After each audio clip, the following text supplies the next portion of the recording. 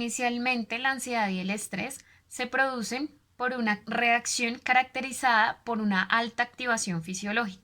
El estrés es un proceso más amplio de adaptación al medio. Por el contrario, la ansiedad es una reacción de alerta emocional ante una amenaza. Estas dos se relacionan entre sí debido a que la ansiedad elevada produce estrés y a su vez el estrés es una de las connotaciones de la ansiedad.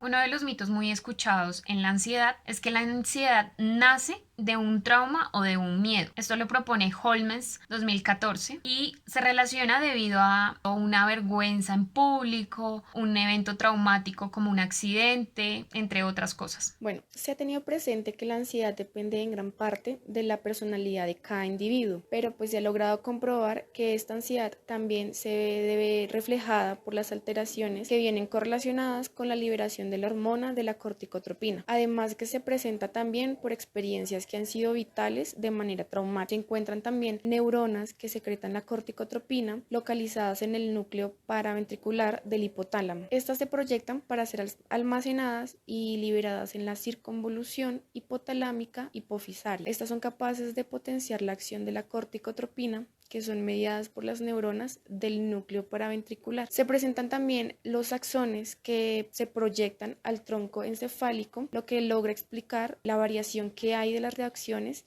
de manera estresante, y estas son mediadas por el sistema nervioso autónomo. Finalmente se determinó por medio de la investigación realizada que el mito de que la ansiedad nace por medio de un miedo o de un trauma es verdadero. Según el modelo de Gray del sistema de inhibición conductual, se puede explicar, de acuerdo con el modelo, todas aquellas señales que sugieren un castigo, que indican falta de recompensas o aquellos estímulos novedosos o innatos que provocan miedo, que serían estímulos con capacidades para generar ansiedad, y estos corresponderían anatómica y funcionalmente a dos estructuras límbicas, como lo es el septum y el hipocampal. Estas dos se denominan septohipocampal. Dicho sistema recibiría la información de la situación del organismo vía la circunvolución parahipocámpica e información sobre los desenlaces previstos a través de una porción de la corteza temporal denominada polar. La información sería comparada dentro del hipocampo y transmitida a diferentes regiones nerviosas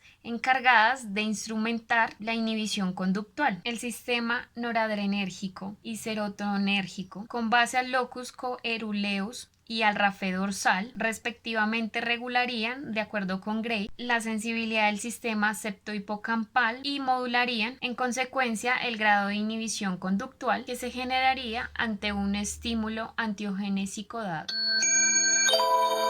Nosotras decidimos escoger el mito de que si no hay síntomas no hay estrés, y esto es totalmente falso, ya que muchas veces dejamos pasar por desapercibido las molestias físicas y psicológicas que se nos presentan en el día a día. Nos sentimos agotados gran parte del tiempo y a veces tenemos dificultades para concentrarnos. Esos podrían ser síntomas de estrés. Otros síntomas podrían ser como dolor de cabeza o acidez estomacal. Eso ya nos indica que algo no anda bien. Sin embargo, muchas veces lo que hacemos es camuflar estos síntomas con medicación, es decir, nos medicamos y lo que estamos haciendo es privar a nuestro cuerpo de las señales que él necesita para reducir la tensión, tanto fisiológica como psicológica de nuestro cuerpo. Es por eso que la ausencia de síntomas no significa ausencia de estrés. El estrés presenta diferentes fases. La primera de ellas es la fase de alarma, donde se presenta una movilización de defensas en el organismo, aumenta la frecuencia cardíaca, aumenta la capacidad de respiración, se presenta una dilatación de las pupilas, aumenta la coagulación en la sangre y aumenta los linfocitos, que son células de defensa. Y en esta fase se presenta una redistribución de la sangre, que pierde la sangre en sus puntos como menos importantes, como por ejemplo el de la piel, en la cara. Entonces la persona pierde sus colores y empieza a ponerse más pálida. La respuesta fisiológica es la reacción que se produce en el organismo ante los estímulos estresores.